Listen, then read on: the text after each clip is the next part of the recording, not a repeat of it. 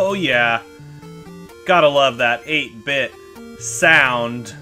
Unfortunately, my NES doesn't come equipped with stereo sound, but you do run the red and white, which is very excellent. And you know, if you can hook that up to stereo sound and everything, you still get some great sound. Just in a headphone, you know, you don't get the complete all-around experience. But this game does offer some really good music. Some of it, yes, is repetitive, but the sound effects and the overall soundtrack of this game are excellent. So what you're looking at here, guys, is Bard's Tale on the NES. You're hanging out with Brothers Forge Gaming, and today we're going to go on a little journey. So as you can see from the beginning of this game, starts out very similar to Might and Magic, which is one of our favorite games on the Sega Genesis. I believe it's Might and Magic 2?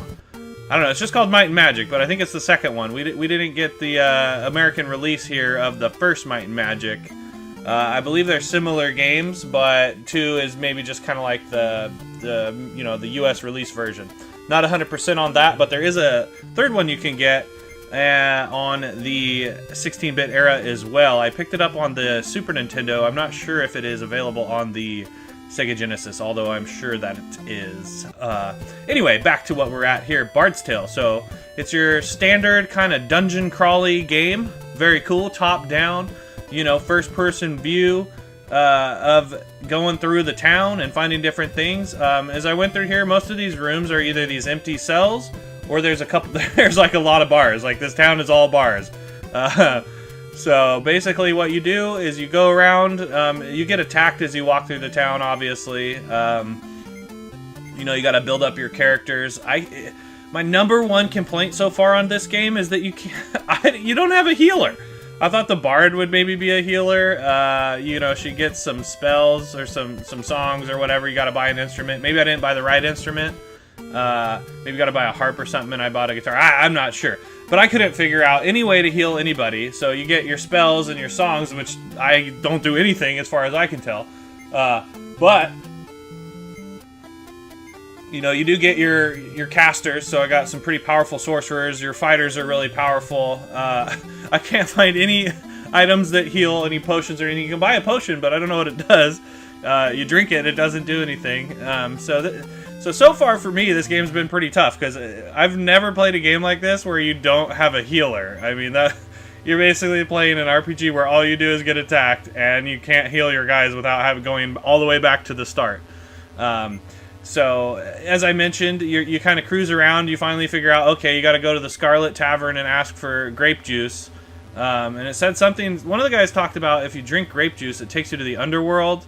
I selected to go down and find the grape juice myself. Possibly if you have them go get it, you actually get the grape juice. Not sure, but I went down here, I found a room that said all the grape juice you want, come inside, and there really wasn't anything going on with that. So basically I'm just going to wander around in here and show you guys some of just the different game.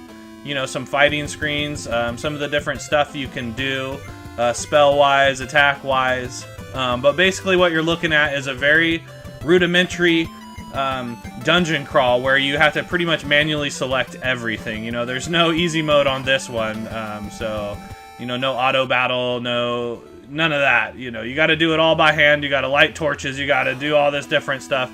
If you're a fan of original D&D and those kinds of based games, this has a strong feeling that it's rooted in either first edition D&D or probably more likely Advanced Dungeons and Dragons. I mean, you only get so many spells per level, that kind of thing. So as you advance, you get more spells, obviously. But I haven't figured out where to get new spells. So basically, I only have a few spells.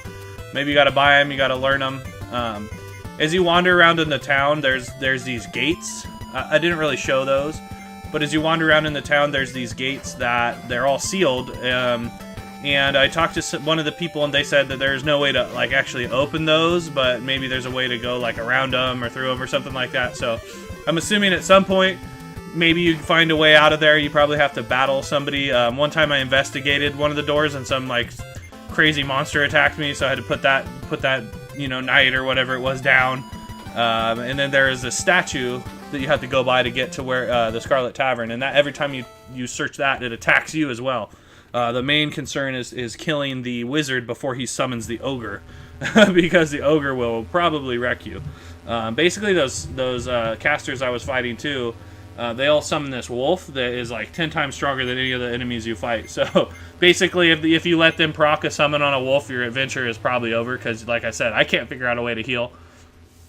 Possibly it would be beneficial to have the instruction manual or look up the PDF or something to figure some of this stuff out. So unfortunately, guys, this isn't the greatest educational video as far as how to play this game, but I was able to figure out, how to put together a party, how to level up, how to get gear, how to grind it out. And that was something I did enjoy about this game, is I could just kind of, as I'm sitting there doing whatever, I could wander around the town, grind out some levels, and do this or that. It wasn't anything that required 100% attention. I'm sure as you went further into the game, you might have to pay a little bit more attention, but it seems very, I wouldn't be surprised if the entire game is in this one town. I don't know. Maybe it's an intense game, but I've probably put wandering around probably 5 or 6 hours, grinding and wandering around in just this one town, and I can't even figure out how to pass the first tavern. So, it could be one of those things where everything is centralized in this town, and you just kind of cruise around and fight different monsters, and maybe eventually you break the curse. There was a different temple I went to, and the guy basically kicked me out because he said I wasn't part of his thing or whatnot. So maybe it had to do with my alignment. Maybe if you choose evil or something, you can go over there. And I'm not sure with these torches if something kept blowing it out, or they just don't last very long. And another thing is, you can see here, you can't hold that many items. So if you're going to come down in here, you might want to just max out your inventory on torches, because I thought I had more, but I didn't. And another tip too is your bard can, to recharge his songs, you have to drink at the bar. So you have to go there with your bard, select a drink, I believe root beer. I might show that at the end, or maybe I showed that at the beginning. But yeah, you got to do that in order to recharge the songs. The only song I found that they have that's useful is one that takes you back to the starting guild, so you can go to the resurrect your guys, go level up, go to the healer. That's all centralized in the very beginning of the town, where you don't you can't get attacked until you walk a step past those 2 rooms. So you've got the guild, you've got the bar, the weapon shop, the healing place, and then the council you go, where they judge you and let you level and stuff. All that is centralized in the very beginning first row of the game, and as soon as you step outside of that next part, it basically where the game starts, where you can get attacked walking through the town. But I just kind of wanted to show this game, guys. You see, here's some of the songs I was talking about. I wasn't really 100% sure on all that, so I just kind of tried to do something, and it didn't seem to do anything, because as you can see there, Rastan is almost dead. And once your party member goes down, I have no way to resurrect them. And realistically, once your fighter goes down, your healers and stuff are just... Oh, that's cool. So they just sing a song. So that's a neat feature, that if you want to just hear some cool BGM, you play a song, but I don't know if it did anything. But so yeah, there you go. Rastan goes down, and once your fighter goes down, your guys become vulnerable. There's a way you can do it. If you select your party, you can set the order, and you can also set which people attack. So you can have your whole entire team be able to attack, but I believe that opens them up to being able to get attacked. Typically in these games, it's a line thing. So your first 3 fighters are the ones that are going to get attacked, and the guys in the back will be protected from your front guys. But obviously the cloth wearers are squishy. You don't want them getting directly attacked by these nasty skeletons. So realistically, you need your whole team to do what you need to do. Gort's a pretty strong fighter. We got Cormac McArt coming up behind him as a hunter. I got the bard. You can always see their classes there, which is pretty cool. There's a lot of really neat features to this game, guys. So basically, I was just playing around with this one, having some fun.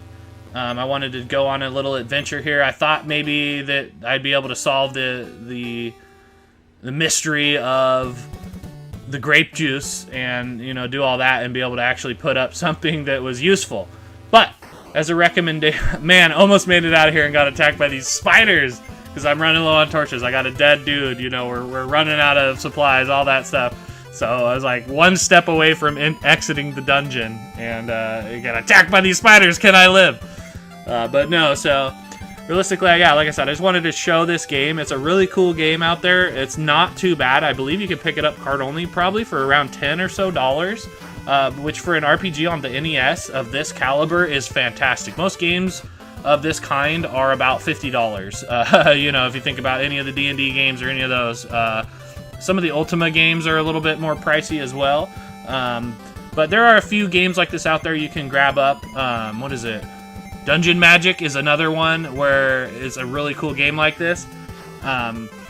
So if you like these kinds of games, there are, you know, the NES is a great system to pick up these kinds of games on, guys. So, but like I said, keep your eyes out for Bard's Tale. Maybe you guys can figure out how to beat the first mission and let us know, because I wouldn't mind to know how to beat the first mission, because, you know, who knows what else. This game could have a whole other world ahead of it that I don't know about.